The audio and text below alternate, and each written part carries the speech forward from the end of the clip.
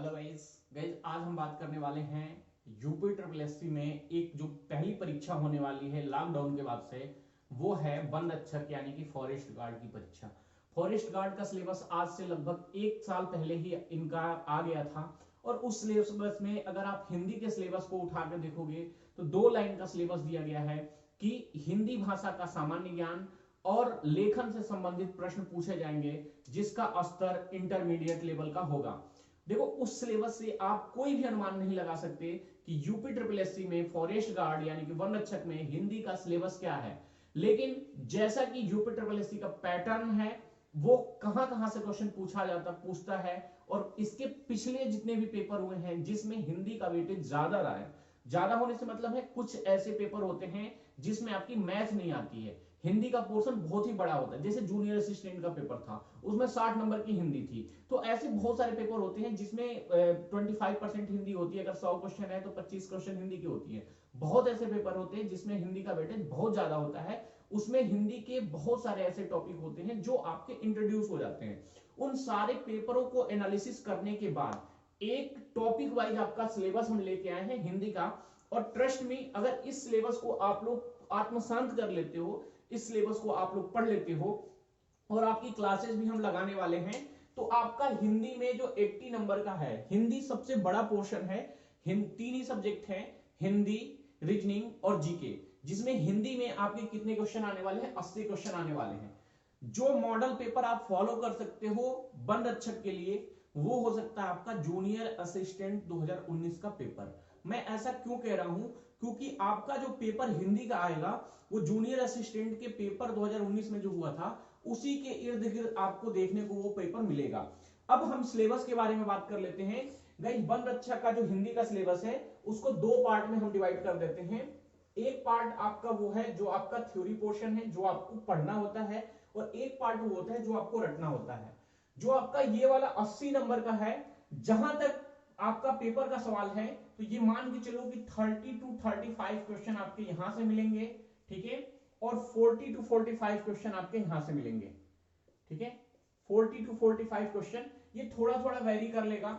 ये हो सकता है कि इसमें 35 से थोड़े से ज्यादा हो जाए, इसमें 35 से कम हो। ये मान के चलो कि लगभग जो इनका रेशियो होगा, ये वाले जो क्वेश्चन आपसे पूछे जाएंगे इसमें 30 to 35 क्वेश्चन बनेंगे ही बनेंगे, ठीक है। और इसमें 40 to 45 क्वेश्चन आपको देखने को मिलेंगे ही मिलेंगे, ठीक है। और ये आपका रेशियो रहने वाला है जो इसमें वन रक्षक वाले में, ठीक है। अब टॉपिक वाइज हम बात कर लेते हैं। सबसे पहले ये वाले जितने भी टॉपिक हैं ये आपको रटने वाले टॉपिक हैं। इसमें कौन कौन से इंपॉर्टेंट टॉपिक हैं जिससे आपके एग्जाम में मिनिमम 5 से ज्यादा क्वेश्चन देखने को मिलेंगे? इसमें पहला टॉपिक है विलोम शब्द।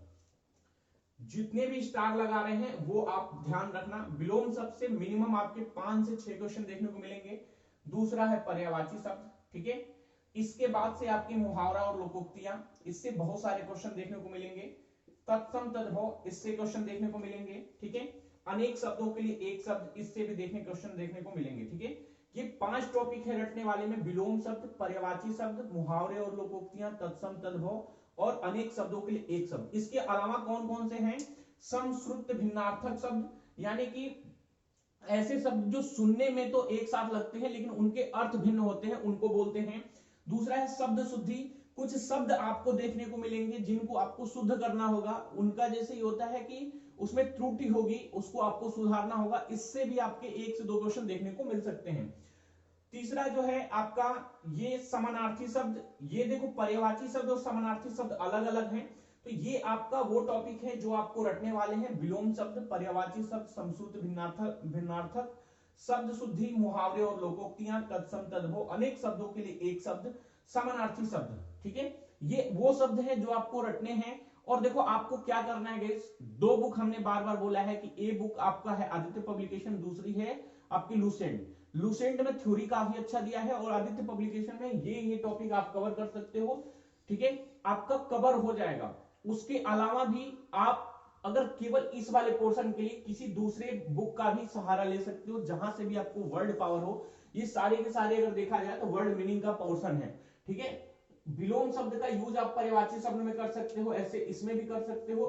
जैसे होता है इंग्लिश में वर्ड मीनिंग होती है, सिनोनिम्स, एंटोनिम्स, वो इसी तरीके से ये होते हैं। तो ये आपको इस तरीके से आपको पढ़ना है। अब देखो जो ये वाला पोर्शन है ये थ्योरी का पोर्शन है। इसमें मोस्ट इंपोर्टेंट कौन कौन से टॉपिक पढ़ने हैं, पढ़ने ये सारे टॉपिक हैं, लेकिन most important UP triple SC के हिसाब से कौन कौन से टॉपिक है वो हम देख लेते हैं। सबसे पहला आपको पढ़ना है वर्णमाला। वर्णमाला से आपके अच्छे खासे क्वेश्चन बनेंगे।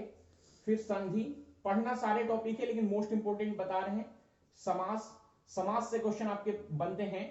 उसके बाद से आपके पत्र लेखन, ठीक है, पत्र लेखन से अच्छे खासे क्वेश्चन बनेंगे। उसके बाद से आपका ये वाला मोस्ट इंपोर्टेंट है, मोस्ट इंपोर्टेंट ये क्वेश्चन है। और इसमें से भी संज्ञा से अव्यय तक ये वाला जो है, इसमें जो सबसे ज्यादा क्वेश्चन जो पूछे जाते हैं, देखो संज्ञा में ही आपकी ये दो चीजें आते हैं, स्त्रीलिंग पुल्लिंग। ये यूपी ट्रिपल एससी का सबसे फेवरेट क्वेश्चन है। आई थिंक केवल इसी से आपके मान के चलो कि 3 to 5 क्वेश्चन आपको देखने को मिलेंगे केवल लिंग से, ठीक है, स्त्रीलिंग क्या है, पुल्लिंग क्या है। और इसके अलावा वचन से आपके एक वचन बहुवचन से क्वेश्चन बहुत सारे यूपी ट्रिपल एससी में पूछे जाते हैं। तो संज्ञा की ये जो दो टॉपिक हैं, इनसे 3 से 5 क्वेश्चन और इससे भी 2 से 3 क्वेश्चन आपको देखने को मिलेंगे, ठीक है। इसके अलावा वाक्य के प्रकार मोस्ट इंपोर्टेंट टॉपिक है। संज्ञा में ये वाला पोर्शन बहुत ही इंपॉर्टेंट है। और इसके अलावा अलंकार आपको पढ़ना है। अलंकार से भी क्वेश्चन आपको पूछे जाएंगे, बेसिक अलंकार का, ठीक है, कि अनुप्रास अलंकार है, यमक अलंकार क्या होता है, श्लेष अलंकार क्या होता है, उसकी बेसिक डिफिनीशन और कुछ चीजें आपको पता होनी चाहिए कि किस चीज की पुनरावृत्ति करने पे आपका कौन सा अलंकार होता है, ठीक है। तो ये आपका मोटा मोटी सिलेबस हो गया। वर्णमाला, संधि, समास, पत्र लेखन। पत्र लेखन से मिनिमम आपके 4 से 5 क्वेश्चन देखने को मिलेंगे, 4 to 5 क्वेश्चन आपको देखने को मिलेंगे, क्योंकि सिलेबस में आपकी सामान्य हिंदी के साथ लेखन संबंधी जो चीजें दी हुई है वो सिलेबस में दिया है। 2 लाइन के सिलेबस में भी उसका जिक्र किया गया है। युवा कल्याण अधिकारी से पत्र लेखन आपके सिलेबस में आया है। और उसके बाद से सभी परीक्षाओं में, चाहे उसका फॉर्म उसके पहले भरा गया हो या उसके बाद भरा गया हो, आपका पत्र लेखन से क्वेश्चन पूछे गए हैं। और अच्छे क्वेश्चन पूछे जाते हैं कि सरकारी पत्र कौन से होते हैं, और सरकारी पत्र कौन से होते हैं, ठीक है, परिपत्र किसे बोलते हैं, जैसे मेमोरेंडम आप देखते हो, ठीक है। तो ये चीजें, ऑफिस लेटर क्या होता है, ठीक है। तो ये सारे से क्वेश्चन पूछे जाते हैं। इनके 7-8 प्रकार है और बहुत ही इजी है, एक बार समझने की चीज है। उसमें यह भी पूछा जाता है कि निवेदन करने के लिए किसका प्रयोग किया जाता है, उसमें कुछ शब्द हैं। पत्र लेखन एक अच्छा टॉपिक है, इजी टॉपिक है, लेकिन उसके लिए आपको पढ़ना पड़ेगा अच्छे से, एक डेडिकेटेड आपको पढ़ना पड़ेगा पत्र लेखन के बारे में। रचना और रचनाकार मोस्ट इंपोर्टेंट है। रचना और रचनाकार से आपके क्वेश्चन 2 से 3 क्वेश्चन आपको जरूर देखने को मिलेंगे रचना और रचनाकार से, ठीक है। तो ये तो मोस्ट इंपोर्टेंट वो टॉपिक हो गए। इसके अलावा आपको पढ़ना है अपठित गद्यांश। अपठित गद्यांश में आपको जैसे है प्रैक्टिस करनी है। इसमें आपको एक पैसेज दिया जाएगा और उससे रिलेटेड क्वेश्चन आपसे पूछे जाएंगे। उसके अलावा आपका आएगा उपसर्ग और प्रत्यय, फिर विराम चिन्ह। विराम चिन्ह से 1 से 2 क्वेश्चन आपसे पूछे जा सकते हैं, ठीक है। हर सेट में आपके 1 से 2 क्वेश्चन पूछे ही जाते हैं, ये आएगा ही आएगा। फिर हिंदी साहित्य का इतिहास, ये भी इंपॉर्टेंट टॉपिक है। इसमें आपको ये पता होता है कि हिंदी में बहुत सारी बोलियां होती हैं, जैसे कि मारवाड़ी कहाँ की बोली है, ब्रज भाषा, देखो ब्रज को भाषा बोला जाता है, ठीक है। और खड़ी बोली जिसको बोलते हैं, जैसे हिंदी साहित्य में जो हिंदी साहित्य का विकास कैसे हुआ है, ठीक है। जैसे आपसे पूछ देगा कि कोई भी जैसे कोई लैंग्वेज है वो कहाँ की भाषा है, ठीक है। जैसे भोजपुरी कौन सी भाषा है, मगही कौन सी भाषा है, किस क्षेत्र की भाषा है। कई बार ये पूछा था मथुरा में कौन सी बोली बोली जाती है, हमारे यहाँ जैसे अगर बलिया की बात करें या पूर्वी क्षेत्र की बात करें, यहाँ कौन सी बोली बोली जाती है, बिहार की कौन सी भाषा है, ठीक है। या खड़ी बोली कहाँ पूछी जाती है, खड़ी बोली की शुद्ध खड़ी बोली कहाँ बोली जाती है। जैसे मेरठ के बारे में जानकारी होगी कि खड़ी बोली को ही हम लोग इस समय जो सामान्य भाषा बोलते हैं उसको खड़ी बोली का ही मतलब अंतिम रूप है, ठीक है। तो इससे रिलेटेड आपके क्वेश्चन पूछे जाते हैं। हालांकि आपसे साहित्य, हिंदी साहित्य से क्वेश्चन कम पूछे जाते हैं। हिंदी साहित्य में क्या होता है, जैसे जैसे कि आपका कहानीकार कौन है, क्या है। हालांकि उसमें भी एक टॉपिक और भी पूछ सकता है कि हिंदी में प्रथम, जैसे हिंदी साहित्य की प्रथम रचना कौन सी है, हिंदी की प्रथम कहानी कौन सी है, हिंदी के प्रथम उपन्यासकार कौन से हैं, पहला उपन्यास कौन सा है। तो ये हिंदी साहित्य का इतिहास से रिलेटेड इस टाइप के क्वेश्चन आपके पूछे जाते हैं, ठीक है। उपसर्ग प्रत्यय आपको पता होगा, ठीक है। अब आपका क्या बच गया, शुद्ध वाक्य। देखो इससे क्वेश्चन बहुत सारे बनते हैं, जो 11वां पोर्शन है शुद्ध वाक्य, इससे जूनियर असिस्टेंट का जैसे 2019 का पेपर है, कम से कम 5 से 6 क्वेश्चन केवल इसी से पूछा गया, शुद्ध वाक्य।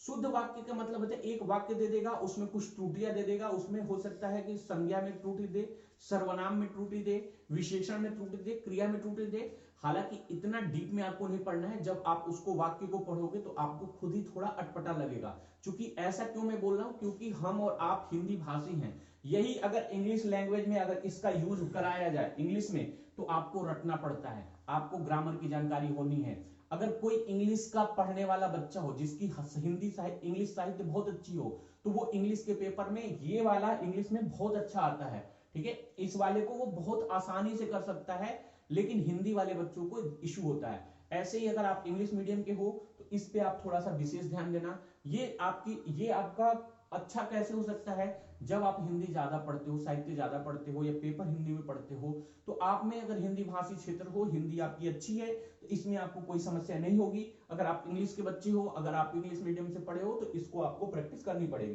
तो गाइस ये आपका पूरा हिंदी का सिलेबस रहा है, जिसमें मैंने आपको दोबारा बता दें, विलोम शब्द, पर्यायवाची शब्द, मुहावरे, लोकोक्तियां, तत्सम तद्भव, अनवक्त शब्दों के लिए एक शब्द, ये 5 टॉपिक हैं। ये मान के चलो कि इन 5 से हर जो भी टॉपिक जहां पे स्टार लगा हुआ है, उन सभी से आप मान के चलो कि 3, 4 या 5 किसी के रेशियो में क्वेश्चन आने वाले हैं। उससे ज्यादा ही हो सकते हैं, उससे कम नहीं होंगे।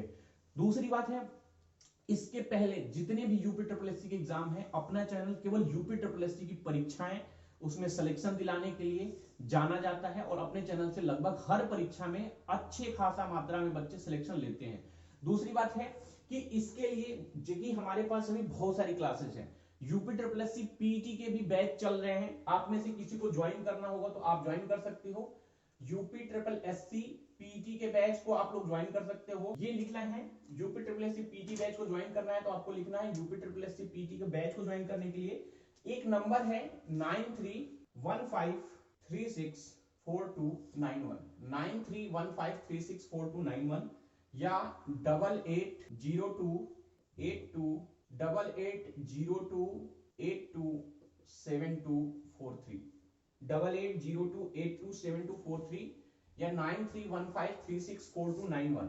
ये 2 नंबर है, इस पे आपको लिखना है यूपी ट्रिपल एससी पीटी के लिए join UP triple SC PT, ठीक है। बस ये लिख के आप भेज देना। इस बैच से जो पीटी का बैच है उसमें जोड़ने के लिए बहुत सारे बच्चे ऑलरेडी ज्वाइन हो चुके हैं और उसकी कुछ क्लासेस भी चल चुकी हैं। जो नया ये आपका केवल ये जो सिलेबस हमने बताया केवल वन रक्षक के लिए, ठीक है, वन रक्षक के अलावा नहीं है। तो पीटी के लिए जिनको ज्वाइन करना है वो आप इसमें ज्वाइन कर सकते हो। UP triple SC PT join करके आपको व्हाट्सअप करना है, उसमें आपको पूरी डिटेल मिल जाएगी। और आपको अगर कॉल करना है तो ये नंबर है 8765745625। इस पे व्हाट्सएप का कोई मतलब नहीं, इस पे व्हाट्सएप बंद है। इस पे आप सीधे कॉल कर सकते हो अगर आपको पीटी बैच से कोई इश्यू होगा, ठीक है, तो आप इस नंबर पे कॉल कर सकते हो 8765745625। दूसरी बात है, इस वीडियो के कमेंट बॉक्स में आप लोग कमेंट कर देना, अगर आप लोगों की स्ट्रेंथ अच्छी खासी रही तो वन रक्षक के लिए जो ये टॉपिक हम बता रहे हैं, ये सारे टॉपिक का रात में 9 बजे के बाद, क्योंकि उसके पहले हमारे पास टाइम का थोड़ा सा इशू है, रात को 9 बजे या 9 बजे से हम क्लासेस लगा सकते हैं। अगर आप में से अच्छे खासे बच्चों के कमेंट आ गए नीचे कि हाँ सर हमें क्लास चाहिए वन रक्षक की, तो ये मान के चलो आपकी तैयारी इतनी अच्छी करा देंगे कि उसी क्लास से वो फ्री की क्लासेज होंगी, उससे आपका सिलेक्शन सुनिश्चित हो जाएगा। चाहे हम हिंदी की बात करें चाहे रीजनिंग की बात करें, बस ये है कि थोड़ा सा ट्रस्ट बिल्डअप आपको हम पे करना होगा, बस ये है। और दूसरी बात ये है कि आपको थोड़ा सा पढ़ना पड़ेगा, प्रैक्टिस करना पड़ेगा, जो चीजें हम आपको प्रोवाइड कराएंगे उसको आपको फॉलो करना पड़ेगा। अगर हम कुछ आपको देते हैं प्रैक्टिस करने के लिए तो आपको सॉल्व करना पड़ेगा रीजनिंग में। बहुत ज्यादा क्लासेस नहीं लेंगे, लेकिन इतना आपकी क्लासेस ले लेंगे कि आपका जो सिलेक्शन है जो 80 में है, अगर आपने बुक और जो हमारी क्लासेस है दोनों को कंबाइन करके थोड़ा सा पढ़ लिया, जैसे बुक मतलब जैसे लुसेंट और इसमें, क्योंकि उसमें क्लासेस जब लेंगे तो उसी हिसाब से हम उसको आपको बताते भी रहेंगे, जिसमें ये चैप्टर ऐसे जो भी होगा वो हम आपको गाइड भी करते रहेंगे। आप लोग एक बार कमेंट कर देना अगर आप लोगों को क्लासेस इसका चाहिए, तो आपको 9 बजे के बाद मेरे पास टाइम है, तो उसके बाद से लाइव क्लासेस हम आपको दे सकते हैं, ठीक है। जिनको ज्वाइन करना है पीटी बैच, आप इसके लिख लेना ये जो 2 नंबर है। इस वीडियो में इतना ही। रीजनिंग का भी ऐसे ही डेडिकेटेड एक सिलेबस लेके आएंगे, क्योंकि आपका जो यूपी ट्रिपल एससी पीटी ने यूपी ट्रिपल एससी ने जो वन रक्षक का सिलेबस दिया है उस सिलेबस से आपको कुछ भी जानकारी नहीं मिलेगी। और ये मान के चलो कि इस बार 80 क्वेश्चन आने वाले हैं, तो वर्ड मीनिंग का पोर्शन ज्यादा रहेगा, इसीलिए हमने 30 से 35 नंबर यहाँ पे दिया है। और जो थ्योरेटिकल पोर्शन है उसको भी आपको ध्यान में रखना है। इसमें सिर्फ इतना है इस वीडियो में, जिनको बैच ज्वाइन करना है ये लिख के भेज देना, और जिनको बनरक्षक की क्लासेस चाहिए तो 9 बजे के बाद हम क्लासेस दे सकते हैं, ठीक है, क्योंकि हमारे पास भी थोड़ा सा टाइम का अभी इशू है।